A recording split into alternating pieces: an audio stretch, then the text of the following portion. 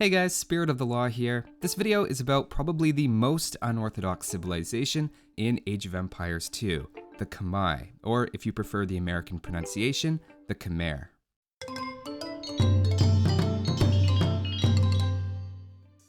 They're built around really three units: the rarely used Scorpions, the new Battle Elephants, and their biological offspring, the Ballista Elephant.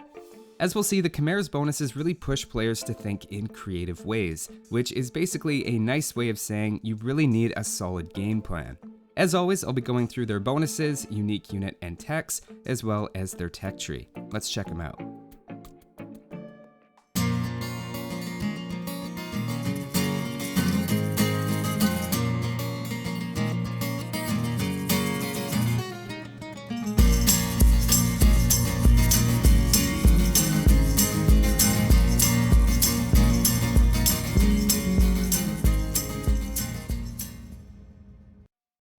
Their team bonus is that their Scorpions have +1 range, which is like the old Korean siege onager range bonus in Age of Conquerors, which was of course taken out in the expansions.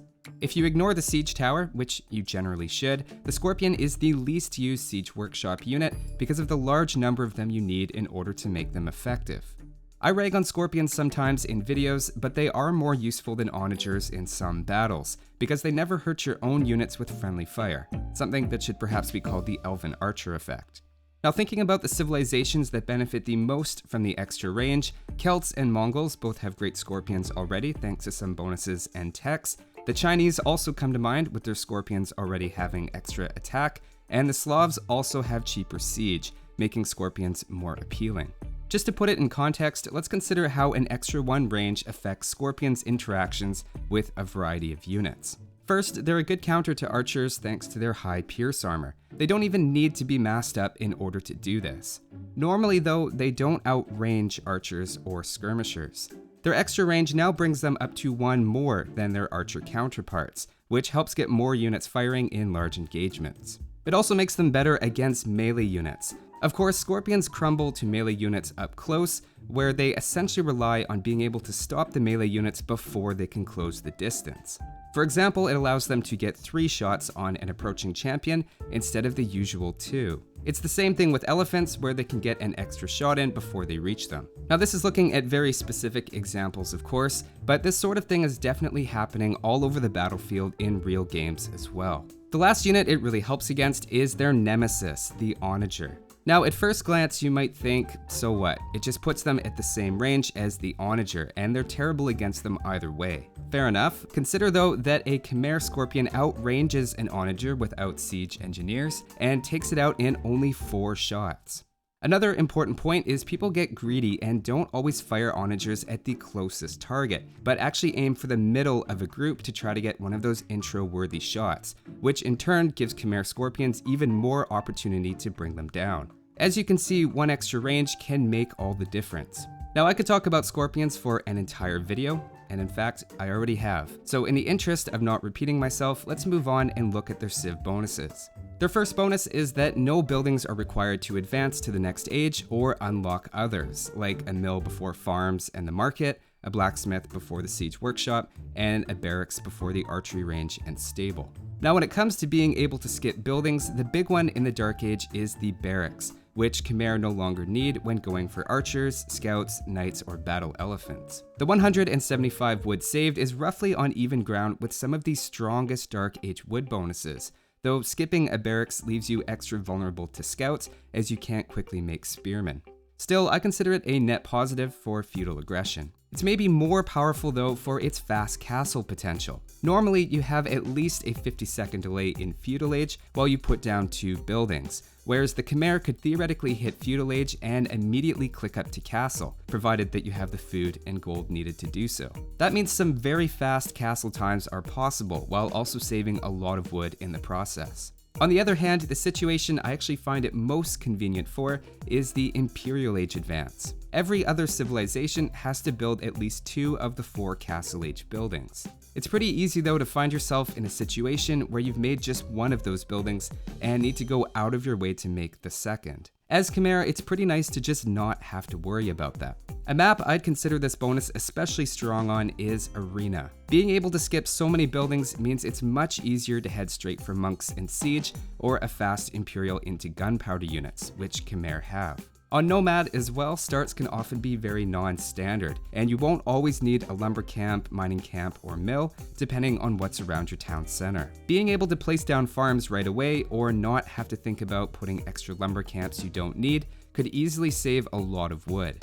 One word of caution though is if you think your opponent might be going for scouts, don't feel like you have to skip your barracks just because you can. The bonus should be increasing your flexibility, not reducing it by making you feel that you're restricted from making your usual buildings if you want them. Their second bonus is that their battle elephants are 15% faster. Basically, it's the Persians' unique tech, but worse and for free.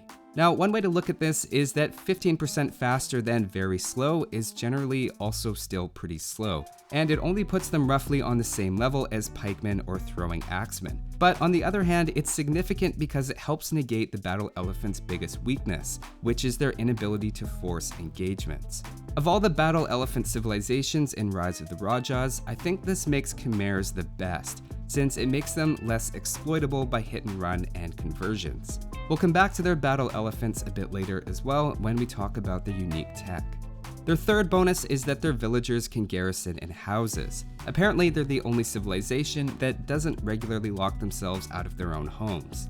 Of course, the big utility here is the ability to save villagers during raids.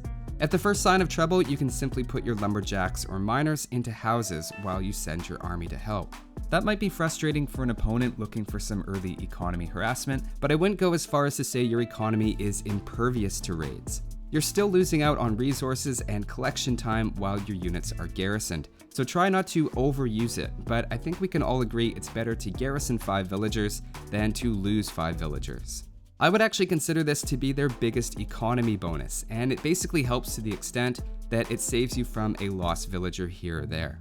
In case you were wondering, it also works with the town bell like any other garrison building, and even has the go back to work feature. Another nifty use for their houses is as a gate. This only works for villagers, but being able to move them in and out while being completely protected is surprisingly useful. It means you can fully wall in your lumberjacks, for example, and easily send villagers in and out without exposing them to raids. So believe it or not, that's all of their bonuses. If you're thinking to yourself, wow, there wasn't really a great economy or military bonus in there, I'm inclined to agree.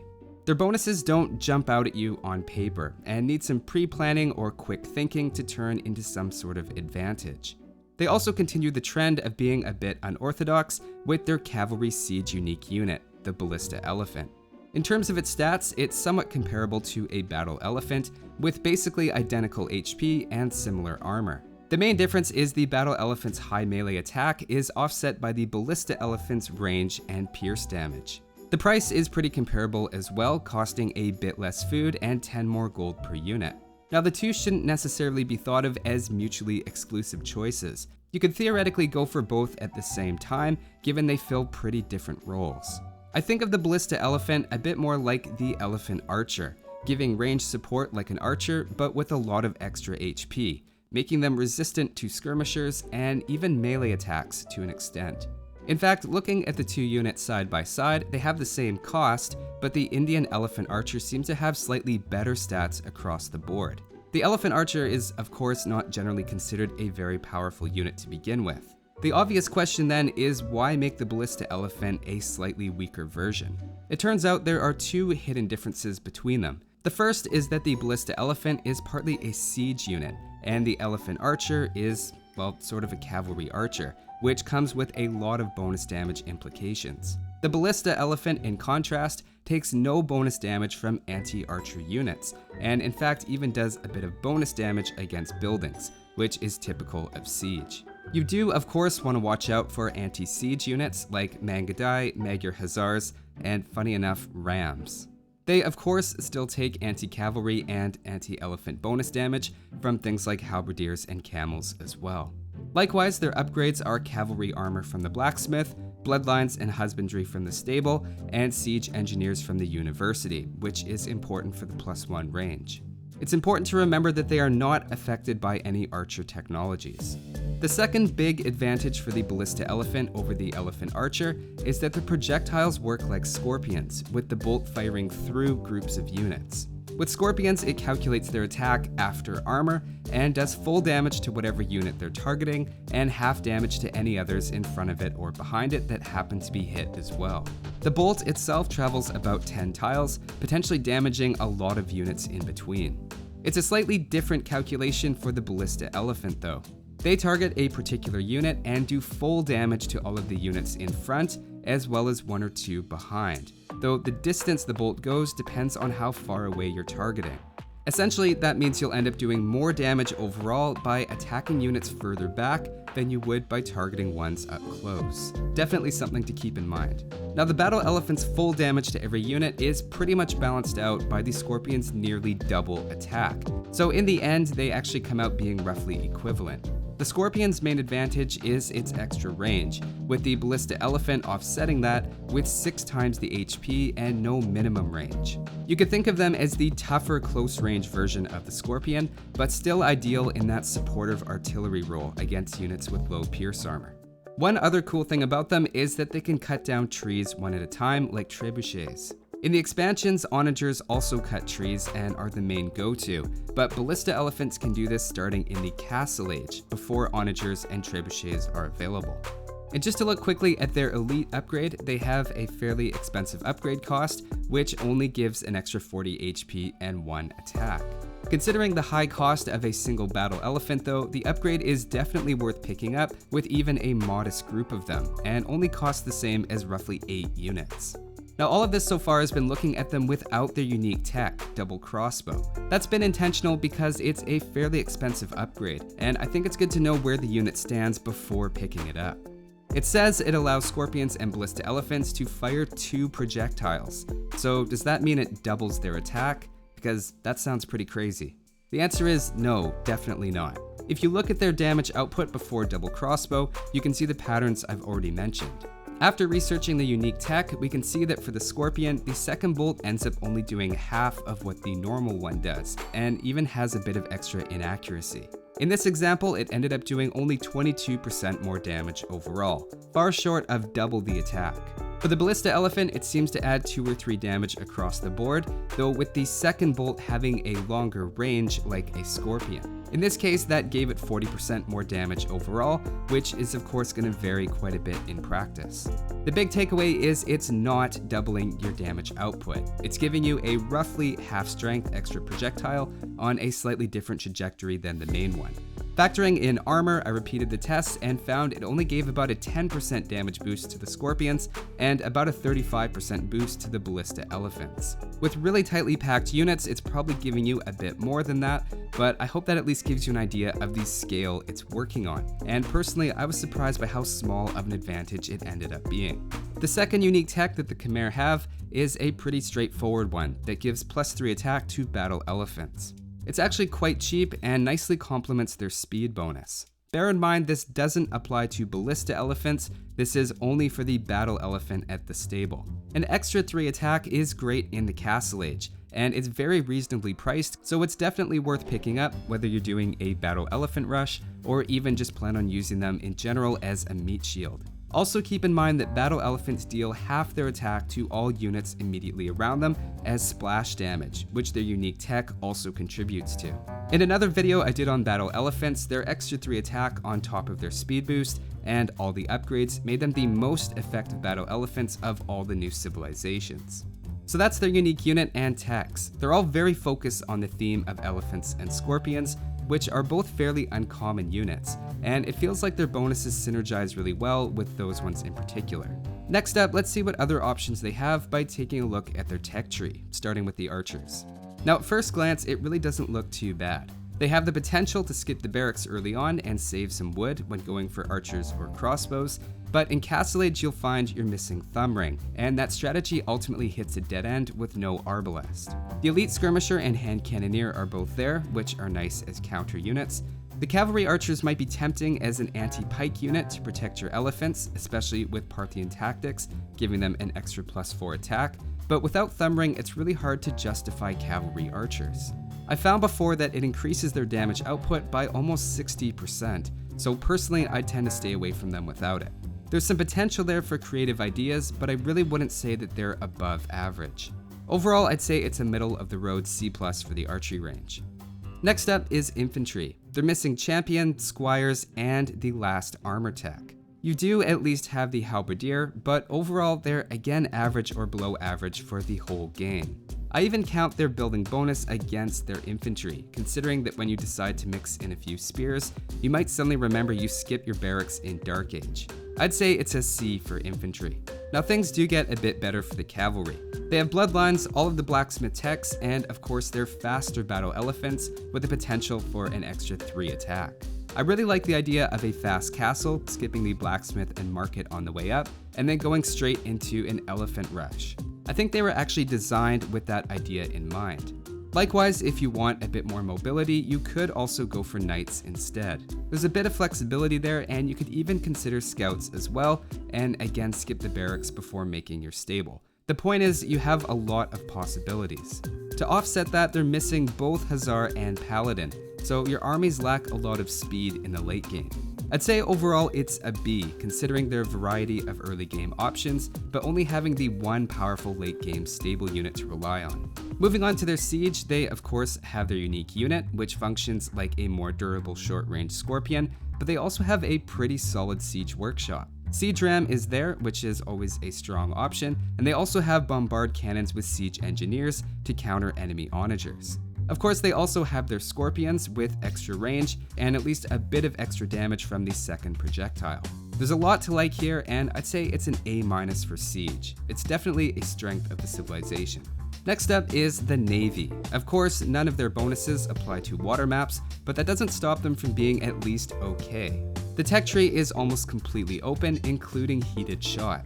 Initially, the lack of any economy bonus is going to make it a bit harder to get established on water, so I'd say it's an underwhelming C grade for the early game. But in the late game, Shipwright, Bracer, and Fast Fire Ship are all going to start giving you advantages over other civilizations with fewer options. Considering all the technologies, I'd say it's a B+ on the water in the late game for a pretty average B- overall.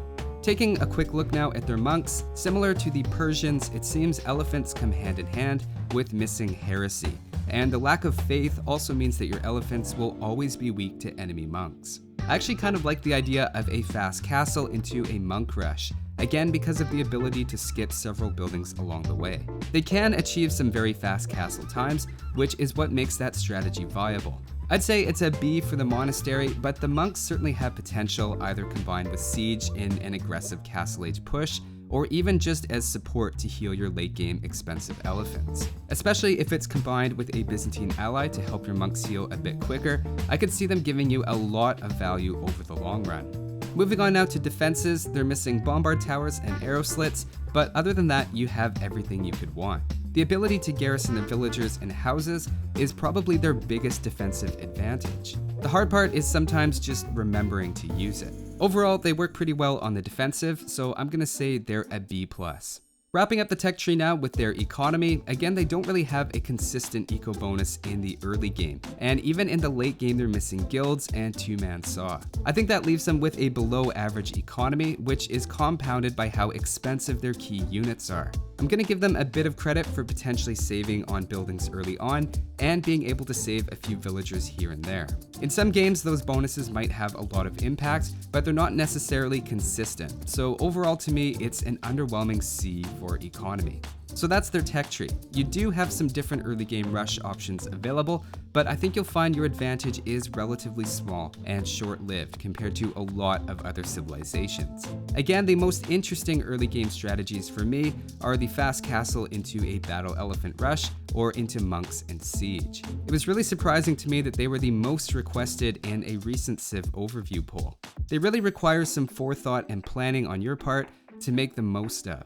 Now you might say that's true of every civilization, but contrast them with a straightforward civilization like the Britons, with faster shepherds and cheaper town centers. Playing them like normal, you might just feel like you're having a really good game with some extra resources piling up. They also have extra range on archers, which are already a popular unit to use. In contrast with Khmer, it would be easy to play your standard build with some of the most common strategies and not happen to make use of any of their bonuses unintentionally. In terms of the late game, again, the elephants and scorpions are both expensive and slow, though they do excel against opponents who rely on quantity over quality, as long as you can maintain a supply of gold. I really like the synergy of the scorpion protecting the battle elephant from pikemen, and I would say their main strength is going to be on maps like Black Forest or Arena, where you have a bit of time to build the economy you need to put out their incredibly population-efficient units. But those are just my thoughts on the Khmer. Hopefully you have a few new ideas of how you want to play them. Thanks for watching, guys, and I'll see you next time.